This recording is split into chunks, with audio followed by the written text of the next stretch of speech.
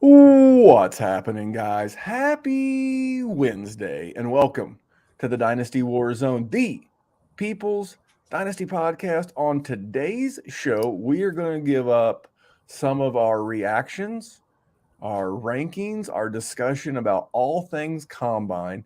But here's a guy that I am always going to love in spite of his 5'5" 40. It is my co host. He is the man of the hour and the man with the power. Jerry Sinclair, what's up, buddy? So obviously, I watched a lot of the combine, and the conversation of how fast I could actually run a 40 came up multiple times. And you are actually more optimistic than I am. I think I'm probably more in the 5'7" range. Well, I think we can both agree that you are a sub 6 second athlete in the Yeah, I 40. think so. And the worst part is, I think I'm sort of quick, and I still think it would be like 5'7" or 5'6". So what you're saying is that your burst score way way Yeah. better than your speed score. With a torn hamstring too. 5'7" with a pulled hammy at least. 5'7" pulled hammy. Jerry Sore for is 2 weeks. he is literally reading out of the Isaiah Spiller playbook, but more on that in just a minute. Jerry, can I take just a minute to tell you about the power of our YouTube channel? I would love for you to do that. So I'm going to apologize, and mix a bunch of things all into one. So first of all of you that normally listen to this show on Apple iTunes, I super apologize. On Wednesday, the Dynasty WarZone did not upload. On Thursday, a second version of that Wednesday Dynasty WarZone show wouldn't upload. Our man Kyle from the FF SmackDown, his podcast wouldn't upload. So we use a hosting service called Podbean. And I sent an email to Podbean, and the service people got back to me, and they said, yeah, it's because Apple wouldn't launch the show because your show picture is 2 megapixels too big. I'm like, run that by me again in English. And they're like, well, the proper sizing has to be 400 by 400 megapixels or whatever. I don't know. I'm not the computer guy on the team.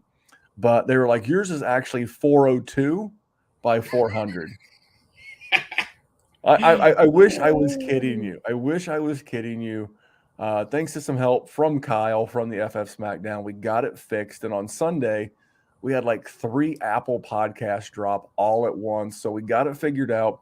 Should be in good shape. You should have heard Dallas on the rookie rundown on Monday. You should have heard the boys at the Dynasty War Games on Tuesday, and we're back on Wednesday.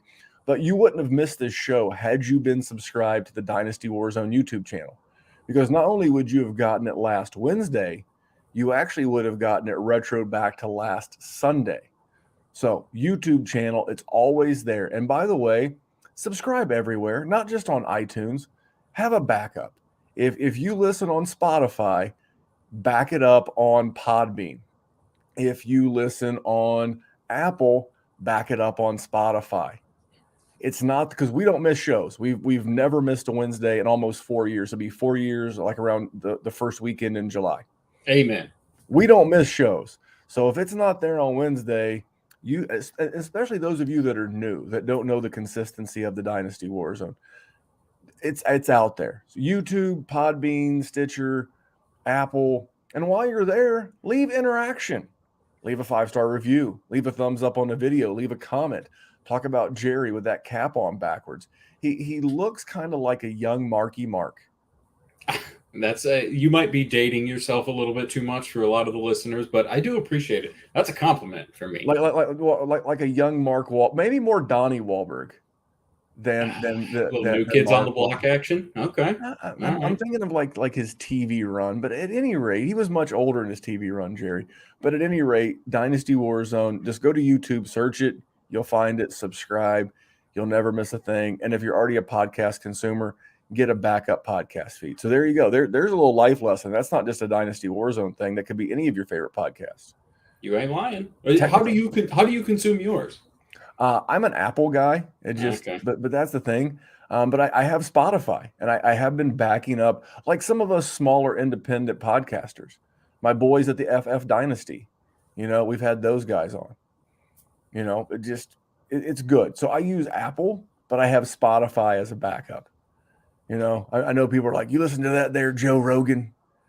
I listened to Joe Rogan? Sure. Is that why I have Spotify? No.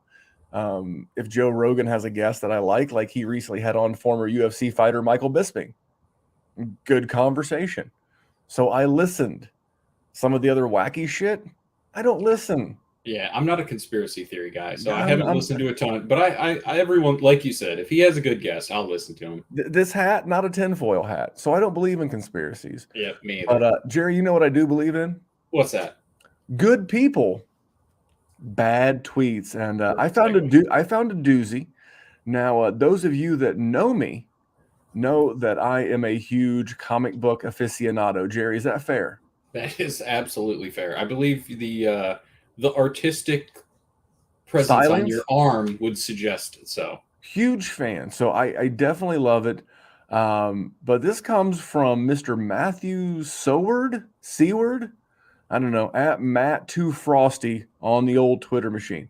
And Matt said, Matthew, by the way, my middle name for those keeping score at home. Mine too. Is that right? Yeah. How have I known you for like half a decade? Didn't know we had the same middle name. But Matthew here, this Matthew says Robert Pattinson, whatever the fuck this guy, whatever the fuck his name is, the Twilight fella, perfectly encapsulates what it means to be the Batman. He was better in one movie than Christian Bale in 3. Now, in fairness to Matthew, I have not seen the Batman. Have you, Jerry? No. No, I was building a baseball dugout this weekend. It's 3 hours, right? That's not that. This means it's good. No. But to just day one, that's hyperbole. And what a perfect time for the Batman to come out. Is during combine season, full of hyperbole. Now, I will see this movie. We have plans as a family to see it this weekend.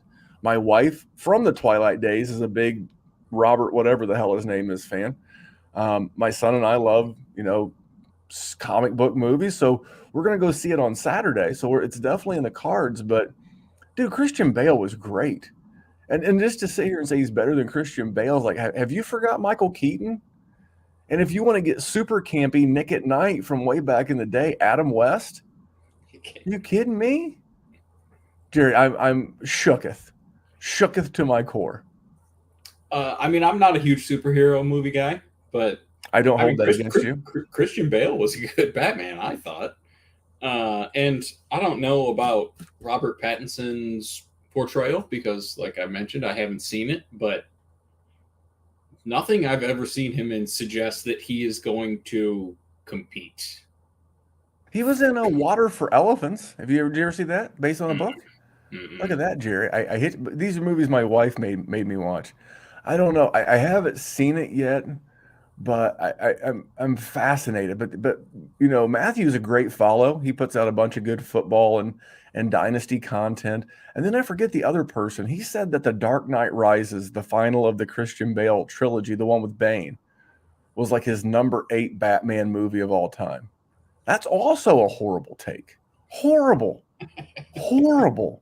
But then again, it was hyperbole season, Jerry. I heard people out there, it was the best Batman ever. It was better than the one, The Dark Knight. Better. That's the Heath Ledger Joker one. I'm like, when this one wins an Academy Award for somebody, let me know. It's almost Academy Award. Let me know. The Joker with Joaquin Phoenix won an Academy Award. By the way, trivia question for you, Jerry. You like trivia? I do.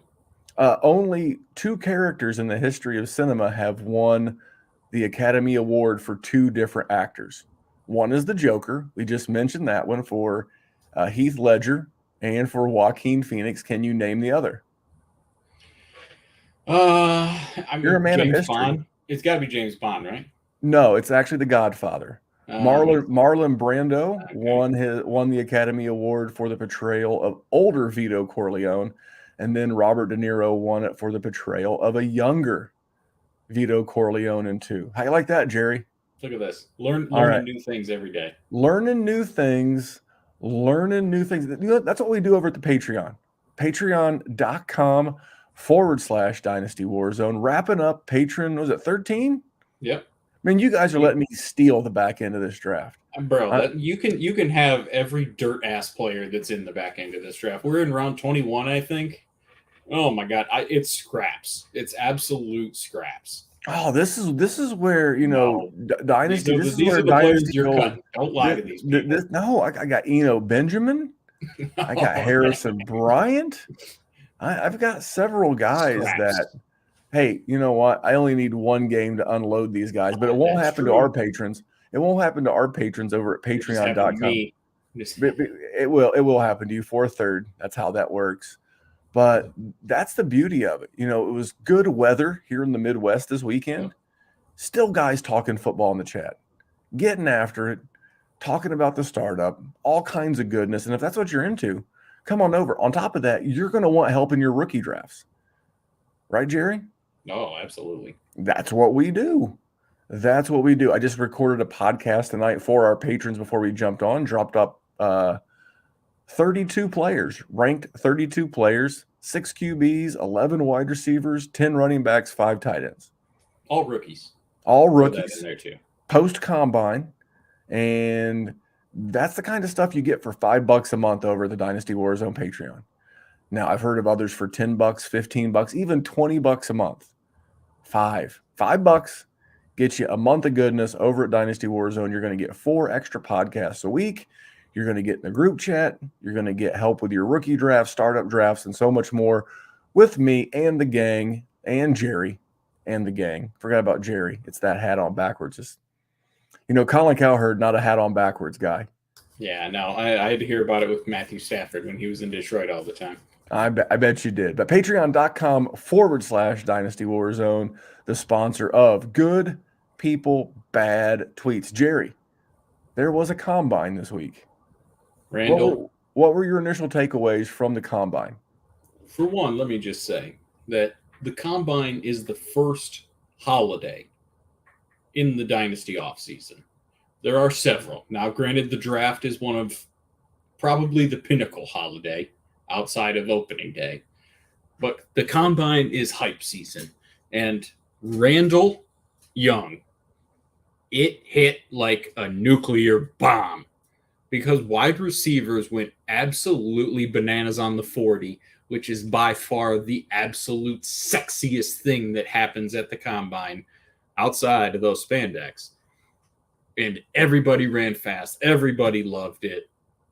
What did you think of the 4.3s and the 4.4s and the speed that we saw?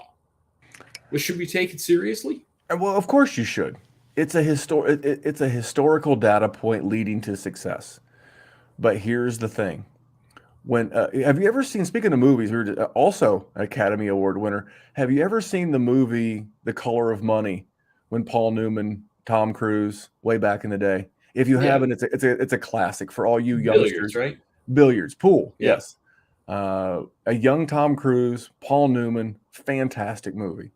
And there's a line in the movie, he says, a lot of guys doing it. And if a lot of guys are doing it, only one guy can be the best. A lot of guys are running 4.4s. So today, Sunday, as we're recording this live on YouTube, I was at the furniture store, Jerry, because, after you've, built baseball dugouts all weekend, the next thing you want to do is furniture shopping. Uh-huh. So I was at the furniture store with my lovely wife, and she was, talking to the salesperson, blah, blah, blah, getting this thing, taken care of. They happened to have a TV right by the couch area. I'm like, okay, I'm gonna give them an A for helping me out. Yeah, I'm gonna give them an A for like design. Like the layout of the store. You put a TV in the couch section, who's not going to plop down for 30, 60, 90 seconds, maybe more? And I did. And I was watching the defensive backs on Sunday morning. It was when Rich Eisen and his co-host were interviewing Frank Reich, and the defensive backs were running. Defensive backs are the arch nemesis of the wide receiver position. We would agree there. Yeah. I watched 5 guys in a row. 5 guys in a row ran between a 4.40 and a 4.50 until Kyle Hamilton came up and ran like a 4.61. So I was like, if a lot of guys are doing it, what happened to this data point? Not that it no longer matters, But we're going to get into like the where we have some of these guys and who was some risers and fallers. But some of the data points at the combine, I know there are tremendous data collection sites out there. I know there's Player Profiler. I know there's 4for4, or is it 4x4? That's a truck. I always say 4for4. 4for4. I think that DLF, our boys, Ryan McDowell and Shane and Addison Hayes and the gang over at the DLF, they do a great job. With the Dynasty nerds, great job with data. I just think that data point means less than it used to, Jerry. It's not irrelevant. It's not time to throw the 40 out the window, but does that make sense? And when you see many guys doing it, does it cheapen it? The baseline for what it is to be an NFL player is continuously evolving, I think is what you're going for. The baseline are all extremely fast. I mean, it's a fast game. So I hear you. And, I think it says more for the guys that aren't hitting that threshold than it does for the guys that are hitting that threshold.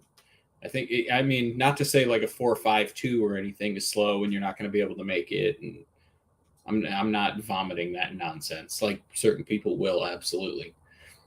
I want to see. I hear you. I just want to see, for more than anything else, we're going to get into some guys that moved up our draft board, moved down our draft board here in just a second. But I guess I'm less impressed. I'm numb to it. Again, you just start seeing it over and over and over, and it's like, okay, next data point. It goes into the equation. It's going to go into the equation. I think we need to see what happens next year, though, because maybe this is just an extremely fast class. Because historically, over the last 2 or 3 years, we haven't seen, to the extent, guys hitting this sort of speed scores. So, maybe it's just an outlier of a class, but we'll see next year. If it's the same thing, then you are definitely cooking with gas, my friend. Let me ask you another question. Sure. Now, I referenced playerprofiler.com earlier. So last year we didn't do a combine, and they were putting everybody's pro day metric on their little bar graph that goes up, and they were subtracting 5/100ths of a speed score of a second off of everybody. So if you ran a 4.45, they were calling it a 4.50. They were rounding it up. They were going to take back half of or 5/100ths of a point because it's your pro day. Do we need to go back and look at those data points? And it's not their fault. They had their own formula, if you will, but maybe those numbers at those pro days are more accurate than we thought. That could be very true. And I think we're going to need another couple of years of this data set to see what's happening, because I see it every day. My son is immersed in baseball training, and I'm seeing him on things like hit tracks. If you don't know what that is, throw it in the Google machine. The biomechanic reading, the way to make these players better athletes. And baseball players really aren't better athletes. They're just baseball players, but football players are. And as technology evolves, as coaching evolves, as training evolves, as nutrition evolves, it's not shocking me, I guess, to see that these guys are doing things. If you watch the Arnold Classic from Canton, Ohio this weekend, people squatting 900 pounds like it's nothing. At body weights like back in the day, you'd be almost a 400-pound person to be squatting 900. Not the case. Guys at 290, which is a big human. Yeah. But again, they're moving 900 pounds at like a pace that we've not seen before. So the human machine is getting better. So I guess I'm just going to discount it a little bit. But enough about that. Who was a guy that really caught your eye, that maybe you knew of, but you weren't as prepared to see what you saw? I think the biggest guy was Christian Watson, the wide receiver out of North Dakota State. So, you watch him and he plays at North Dakota State, and he looked good.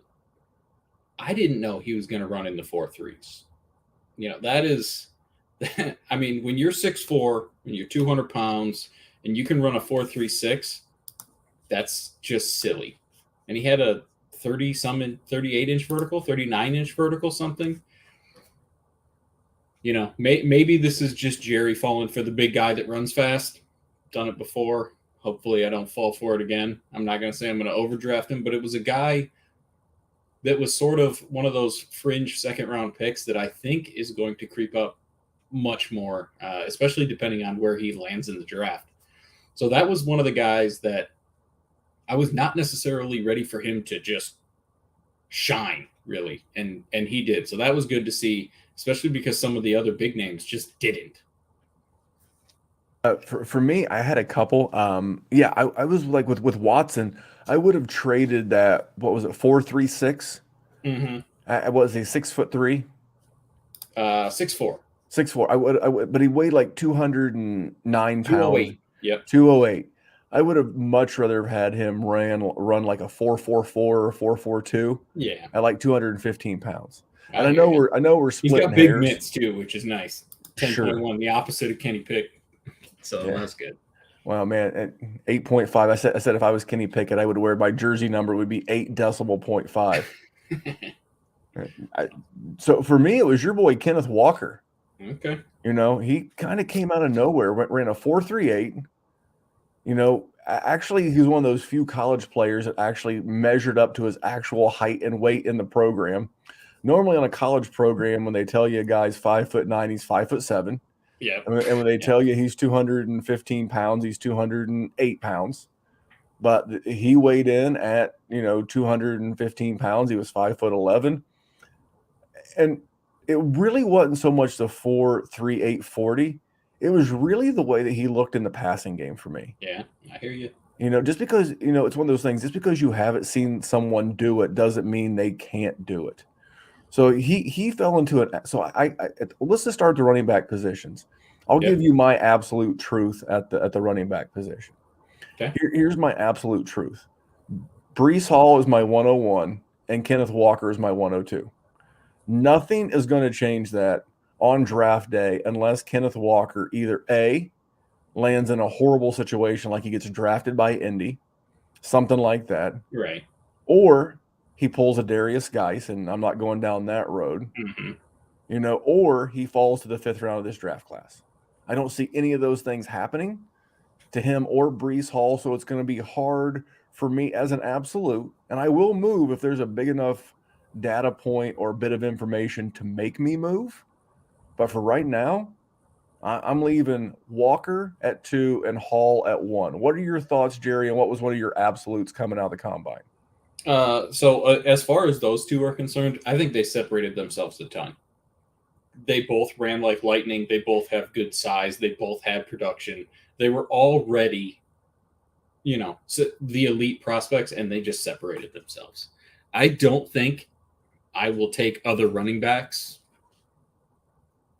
I can't imagine myself doing it with how they all looked. I mean, Isaiah Spiller, I know he didn't end up running it. He got little baby hands. He was probably already my 3rd. So that was tough. As far as an absolute, I was absolutely shocked to see both Ohio State wide receivers run as fast as they did. Those guys are awesome, and they're very good. But the thing that really scared me, because I've been talking about Garrett Wilson as my wide receiver 1, that dude ran the gauntlet, and he did little bunny hops every time he caught the ball, and I hated every second of it. I don't know what to do. The combine didn't really solidify a ton for me, except for Breece Hall and Kenneth Walker up at the top. I will tell you this. I just recorded a patron podcast with ranking these running backs. And Hall is 1, Walker is 2. If you want the rest, go become a patron. You can get that podcast and 160 others in the archives for $5 a month. Hey, for $5, if you can listen to them all in a month, then you can cancel your subscription and go do something else. But I don't think you will. That would be impressive. That would be impressive, actually. That'd be like 3-5 a day or more than. And I just said this, from number 3 to number 10, and everything in between is subject to change depending on NFL draft capital. 100% true. If a guy like Zamir White gets day 2 draft capital and he goes to a spot I love like Miami, put a rocket ship on his back because he's going, he's heading up toward the top of the list.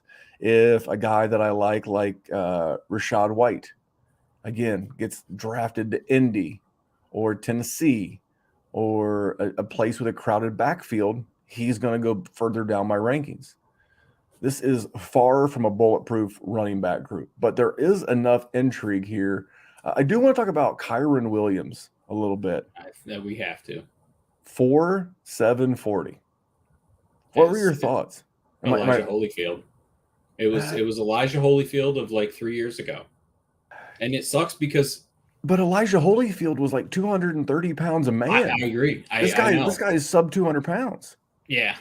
It was the exact here's my thing. Like, you had to have tried to run the 40 leading up to the combine, right? Like, you're an NFL running back. You know, if you're going to run the 40, you've trained to run the 40. If you know you are running that bad at your size, opt out of the damn thing. People are going to assume that you run faster than that. That was a piss poor decision. No, run it at your pro day. Yeah, exactly. Run it downhill. Run it at 39 yards. Touchdown Jesus. Maybe it slopes toward touchdown Jesus in South Bend. He was almost solidified as the RB4 in this class, you know, pretty broadly. And well, this is a case where that was so bad. Where the statistics you've seen in college and the tape you put on college versus the numbers you got at the combine. Yeah. I think he needs draft capital and landing spot more than anybody. And I think he needed it beforehand, and I don't think this helped him get it. That's the problem. Well, I mean, even like a guy like Michael Carter last year who went in the 4th round. If Kyron Williams goes into the 4th round to a team like the Raiders, I'm still going to be very intrigued. Very intrigued because we've seen Josh McDaniel use that James White type running back in the past. And so what about James Cook? Better combine than his brother, Dalvin. Yep. Good school. But I want to go back to Kyron Williams real quick. I was just looking over my notes. Again, it's hard to ignore back-to-back 1,000-yard seasons. He's got one was 995. Don't at me on Twitter, or do. If you want to take a negative comment, do it on YouTube. But, back-to-back almost 1,000-yard seasons. And then he had a 35-catch season and a 27-catch season. And that's, playing an ACC schedule. He's played Georgia a couple of times. He's a guy that just seems to play better than those combine metrics would dictate. So I'm not going to let that sway me too bad. But did any of that sway you before I get you talking about James Cook? I mean, a little bit. Like I said, like I thought for sure he seemed like that guy that was going to go at 111 or 110. The running back that always falls and gets hype and that I hate it and I don't ever pick him. But, that 40 time in that combine is going to make him slip out of it. So maybe he turns into a value, especially because now it's popular to hate him because of this. So if he lands in a favorable spot, like someone like Michael Carter did with the Jets, people aren't going to take him and he's going to slip. So there is an opportunity for him to rebound a little bit. As far as Cook is concerned, I mean, my man ran, early 4.4s. He's got decent size. You'd like to see him get a little bigger, but 5'11", right around 200. I mean, I ain't mad at it. Hey, I mean, good pedigree. Can you really hate that? I was torn between the left. What I wrote down on my notes was mediocre stats at Georgia.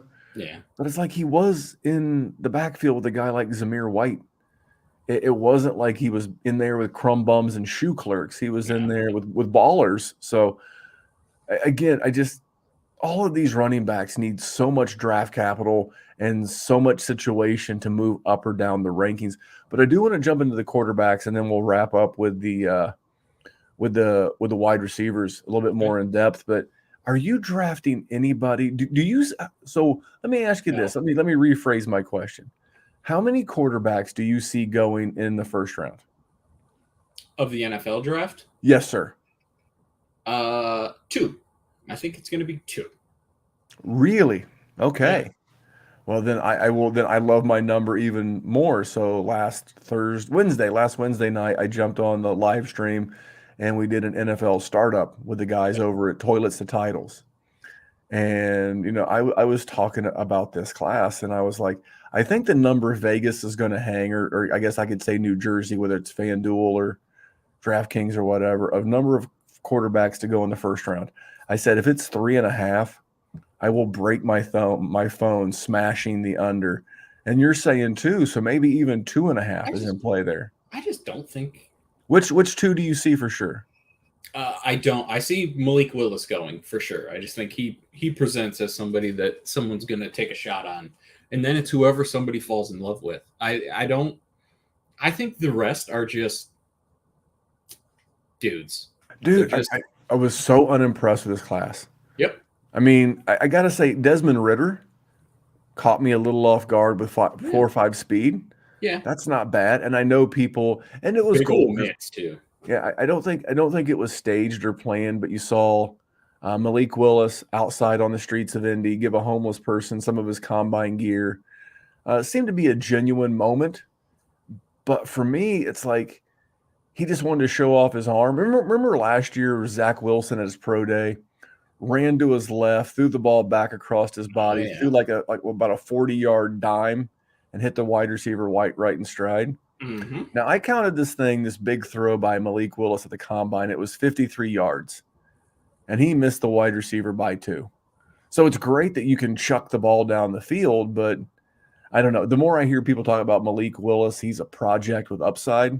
Yeah, I think the best thing for Malik Willis would be to go to Atlanta, and then just because here's the thing: if you're going to be successful with a mobile quarterback, do they have the offensive line and weapons in place in Atlanta for him to be successful today?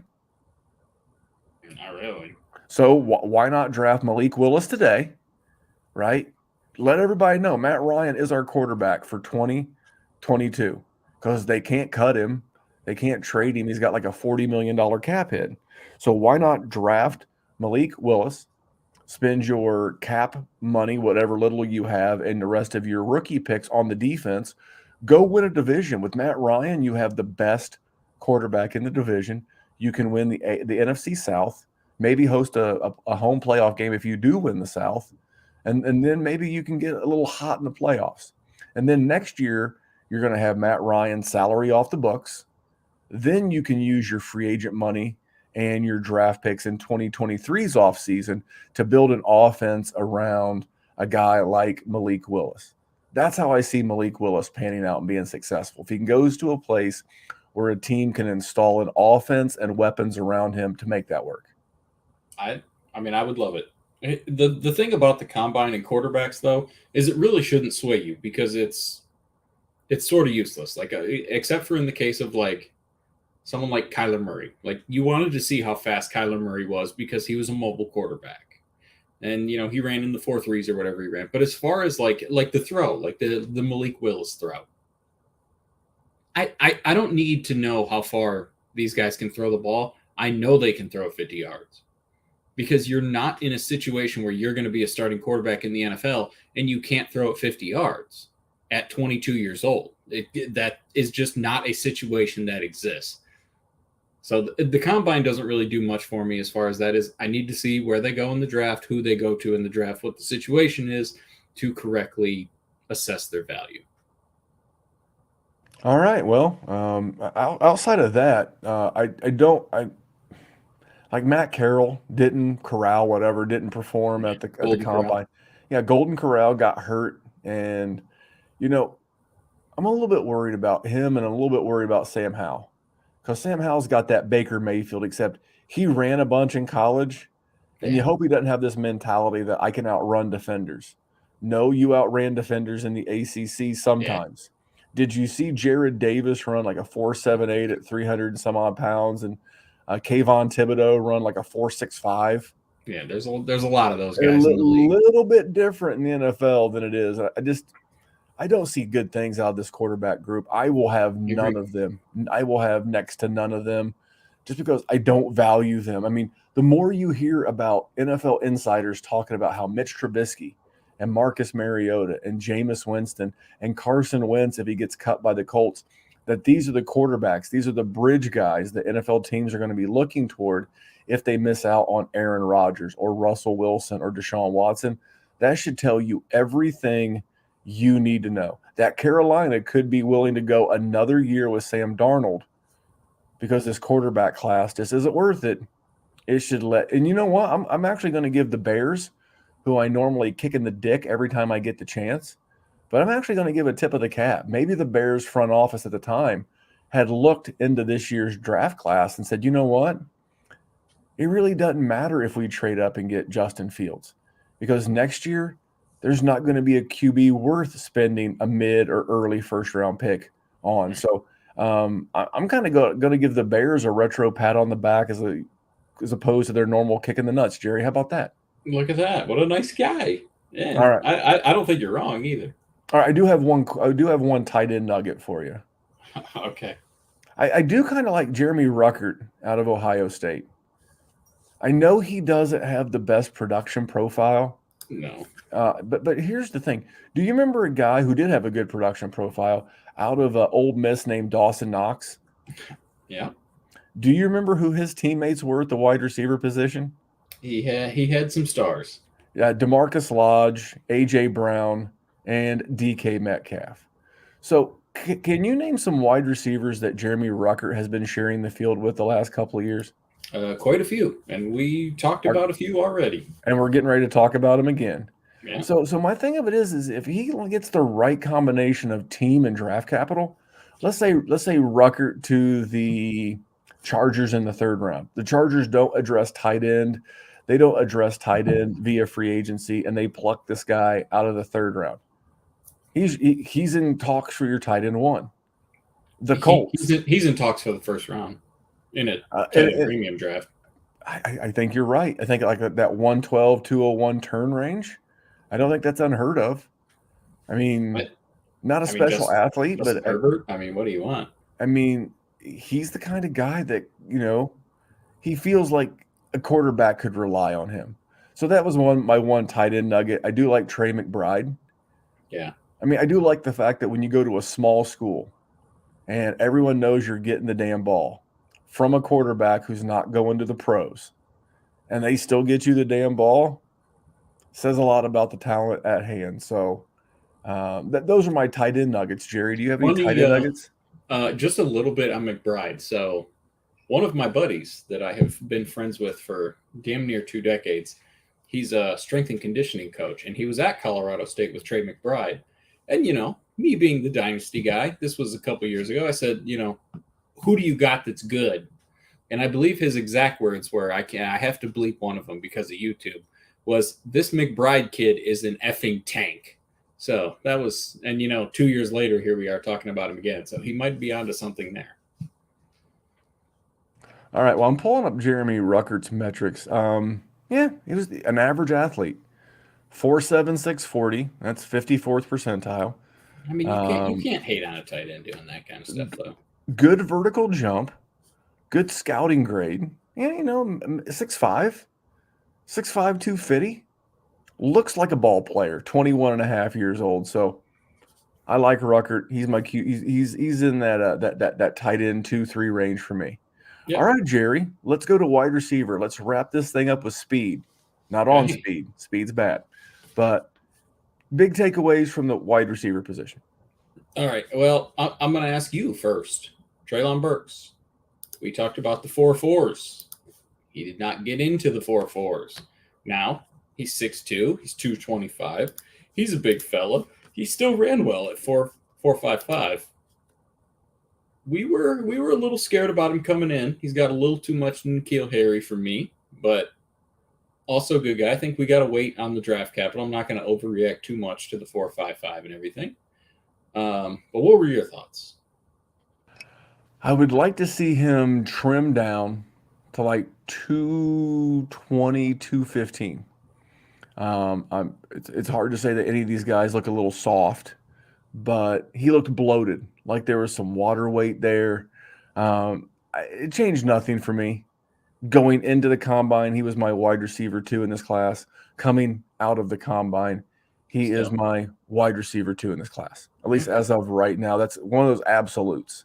It would take something pretty friggin' special for one of these guys to leapfrog him as my wide receiver 2. I was super impressed with Garrett Wilson. Doesn't sound like you were impressed with the bunny hops. Here's the thing.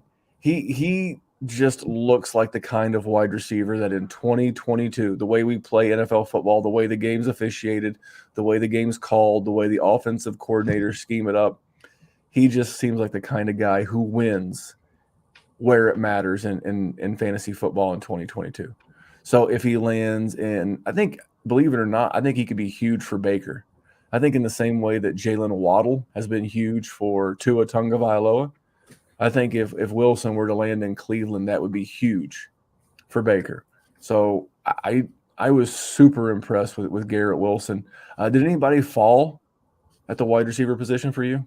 David Bell. David Bell seemed like he was going to be one of those guys that was going to be early second-round pick, and he ran horribly.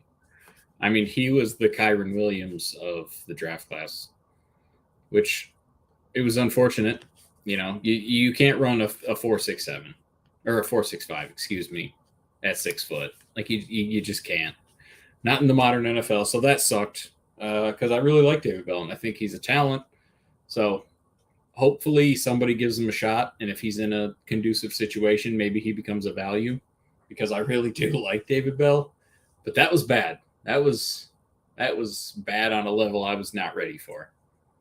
The first thing that everybody went to was, well, Cooper Kupp ran a 4.62 40. Yeah, he did. And for me, so very similar. The back, outside of my top 3, the next 8 wide receivers, draft capital, where they go means so much more than anything else. Who's your third? Is that Alave? No, Alave. I don't like Alave's size. He did not move at all. He actually went down for me. I'll get into him in just a second, but Jamison Williams is my 3. Okay. It was Drake London, but he didn't run at the combine. And in fairness to him, he's had surgery recently on his ankle, but he didn't run at the pro day. And you just listen to the Lance Zierleins and the Daniel Jeremiahs and the McShay. I have not heard anyone. And then you go to the Debbie people and the Dynasty people.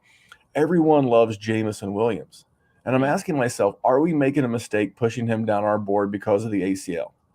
So for me, I flip-flopped him and Drake. I moved Drake to 4 and Williams to 3. Okay. Now, I do want to talk about Chris Olave. Okay, well, I was just going to say, I'm not a huge Chris Olave guy either. But, the 40 was impressive, but also extremely fast 40s like that have historically not been great dynasty assets. I looked at some comps for him, okay? Yep. And so what was his official time? Player Profiler says 4.39. Let's see. I got it pulled up here. Yep, 4.39. Okay, because I saw some weird 4.27 stuff floating around on the internet. Yeah, well, that was the unofficial when it first happened, and then the officials flipped it to 4.39. Okay, they started it too early. Okay, so the other really speedy guys at Chris Olave, who is 5'11", 187, you can't not think for 2 seconds and not get John Ross or Paris Campbell vibes. Yeah. The best, and I don't know why he popped in my head, former Buckeye. The best case scenario for Chris Olave, in my opinion, at his current size, 5'11", 187, is T.Y. Hilton. Except T.Y. Hilton went in the 4th round. He was 5'11", 183, and also ran in the 4.3s. So that's your best case scenario. That's the best comp on the board I can find for Chris Olave. And I love T.Y. Hilton. He led the league in receiving one year, but he had Andrew Luck. And it's going to take a lot of things so for me, Alave went to 7. He went from 5 to 7. Okay. And then Jamison Williams, his size doesn't bother you a little bit? No. Okay, because like 6'1" is great, but my man was 6'1", 179. I didn't like that. Obviously he's not going to run because he's got the ACL. The ACL doesn't bother me at all. This is 2022. We got to grow up. That kind of shit don't matter no more. But that was his combine weight, right? Yeah. Well, you got to. In fairness, he's had surgery, so putting on. He's not okay. Okay, you're right. So putting on muscle mass and getting in the gym and your lower body extremities carry a lot of your muscle mass. Okay. So I think he probably plays a lot more like at that 195 range, and I think that he just came in a little light because of the surgery. Okay. And if you've had surgery like on a lower extremity, if you want to rehab it, you wouldn't be carrying a bunch of additional weight in your upper body. Whereas some of these guys would carry cheap water weight to do this. I want to talk about David Bell. I want to circle back to him. Yep. He's a guy that I need the NFL to unlock the door. Yeah. If the NFL still takes him in the second round after a 4.6 40, then he's going to wind up being the steal of dynasty drafts, because dynasty gamers are just going to have it flogged into their head over and over and over and over and over again that he's not very good and he ran a 4.6. Him and Kyron Williams are the same story. If the NFL tells a different story, you sort of have to listen to it. Well, it's the rule of three, right? You have a data point. Was he good in college? Yes. Did we see him play well against good competition? This is for both Kyron Williams and David Bell. Yes. Did we see them have game-winning performances? I know David Bell beat the brakes off your Sparties. Yes, he did.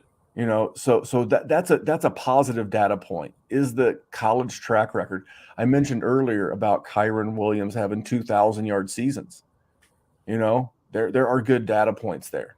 The combine for these guys was not a good data point. No. But if these guys get second or third round NFL draft capital, that's a good data point.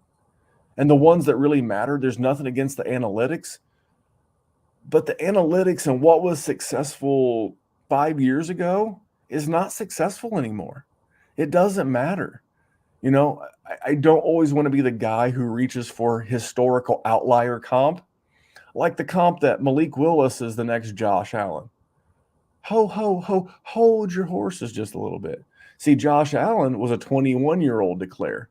Malik Willis, oh, by the way, Josh Allen transferred from junior college to Wyoming and balled out. Whereas Malik Willis washed out of Auburn and went to Liberty and was not transformative for Liberty. Is that fair? That's fair. So when you're reaching for these comps, sometimes you can't reach for the one all-time historical outlier. Well, the problem is that's what everybody does. It's always comparing somebody to Justin Jefferson and Josh Allen and Teddy Roosevelt said that comparison is a thief of joy. Look at you. You've quoted literature today. You've quoted presidents. This guy. Comparison is the thief of joy. Comparing like everybody who likes David Bell, instantly it was comps to Devontae Adams and other big-bodied wide receivers. And it didn't hurt Cooper Kupp to run a 4.6. You're right, it didn't. But, there you go. You find the one all-time outlier to do these things. You can't do it. I have one last guy I want to ask you about. We'll take this one in for landing. Teddy Roosevelt did say that. Jerry, I had to Google it. You think I was making that shit up? Sort of, yeah, a little bit. You did it so flawlessly. Wrong. I'm smarter than I look. That's true. Anyway, you know who's slower than they looked? Who? Justin Ross. Yeah. Good friend of the show, Ray Garvin, and his co-host, Rich. They were joking back and forth, and they're working on some kind of a wager where Ray is going to run the 40, and Ray is hoping to run a sub 4.85. If Ray does that, Ray, former D2 college athlete, former attorney, current content provider, would be faster than Justin Ross, who ran a 4.87. It might as well be a 1.87 because he murdered his career, Jerry.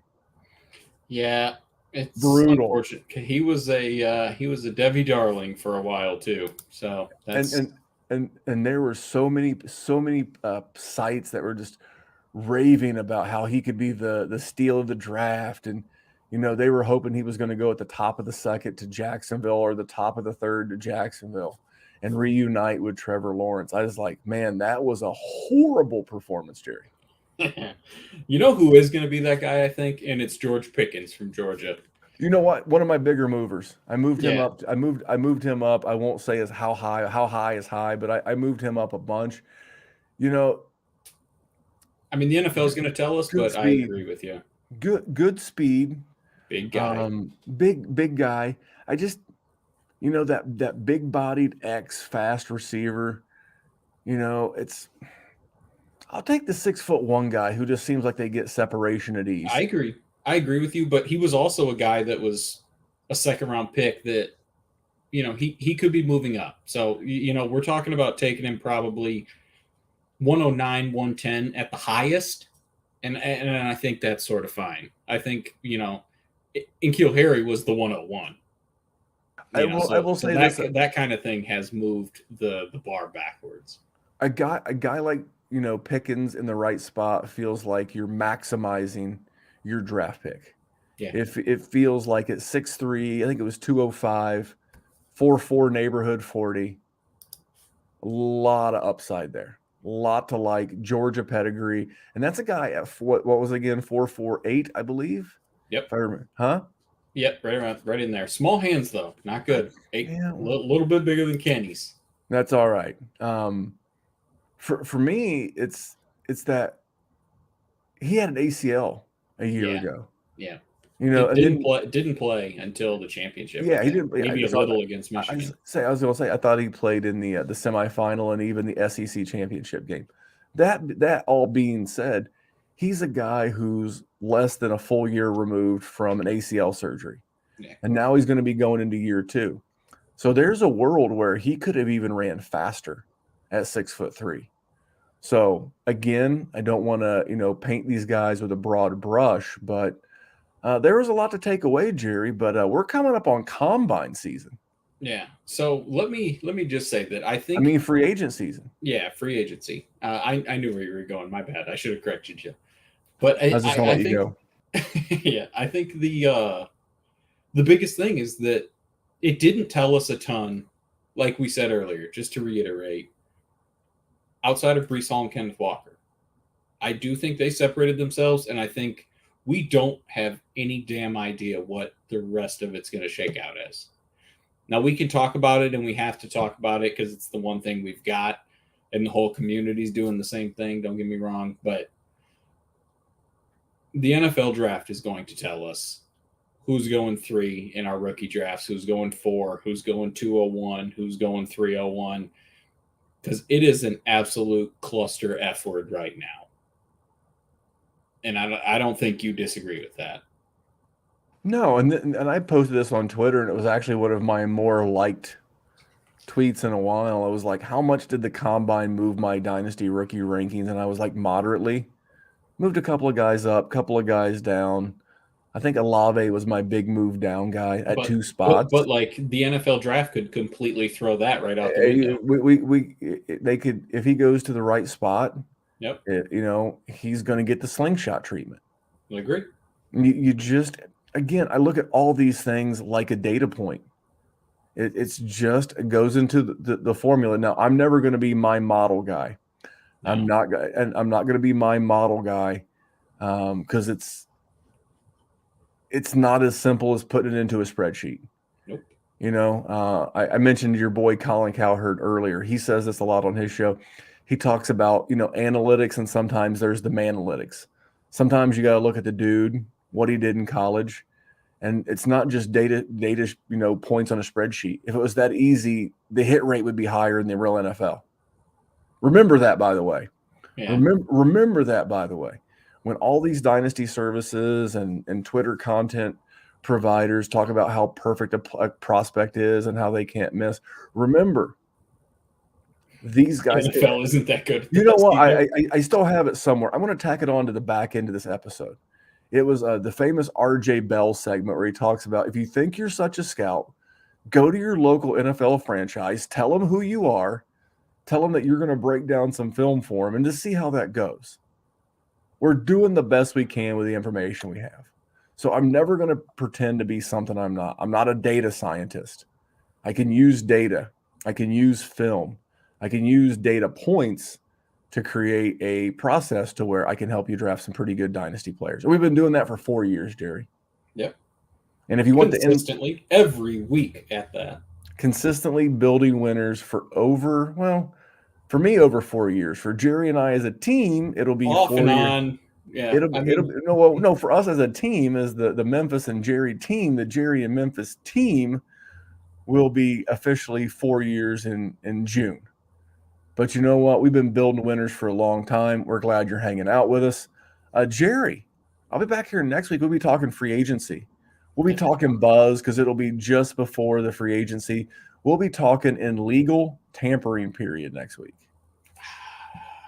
It's a great time. It's a small holiday. We're gonna leave the rookies for a full week to our man Dallas over on the rookie rundown, and you and I will talk free agents, potential landing spots, legalized tampering, and all that good stuff, Jerry. But I want to make sure I mention Hate Brand Goods. So this coming Thursday, they are going to be having a sale on the world famous goat shorts, 40% off.